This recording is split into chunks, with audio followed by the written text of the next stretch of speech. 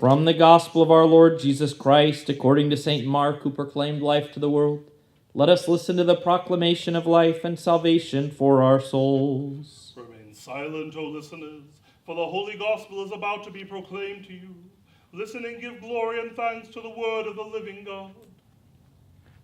And they were on the road, going up to Jerusalem, and Jesus was walking ahead of them, and they were amazed, and those who followed were afraid.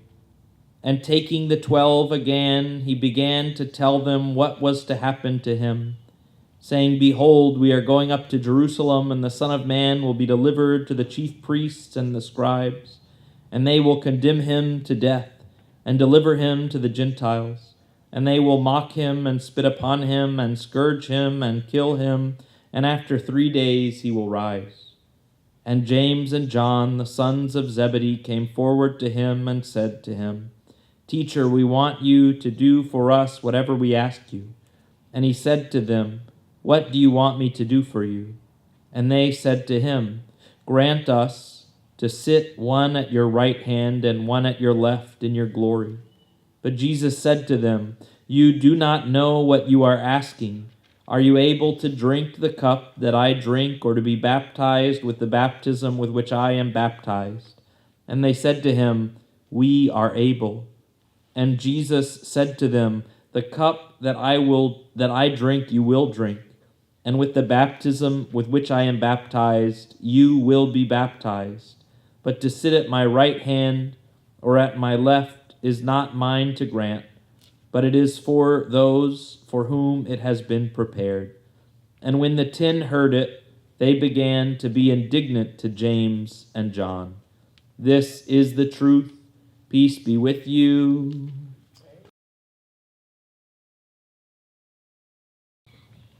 Today is the feast of St. James, the son of Zebedee, and so we have a gospel reading that talks about James and how James and John were ambitious or zealous, depending on how you want to see it. And so the other apostles were jealous of them and angry with them that they would speak in this way, Oh, let us sit at the right and at the left.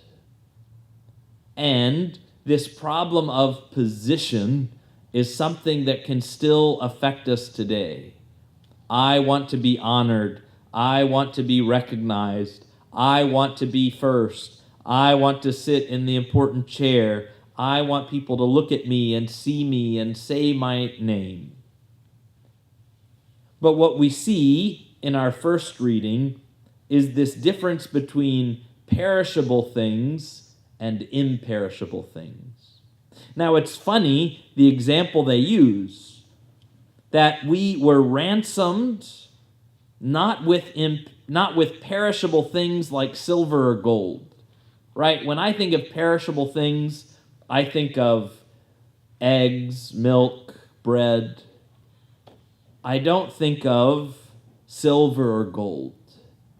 And so what is Peter doing here? He says, look, perishable things, not in a 1 week time frame, not in a 100-year time frame, but in the time frame of eternity, silver and gold are nothing.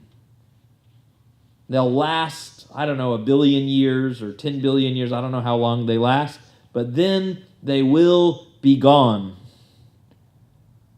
And so the salvation that Jesus has for us, the ransom by which he's ransomed us, is not only 10 billion years.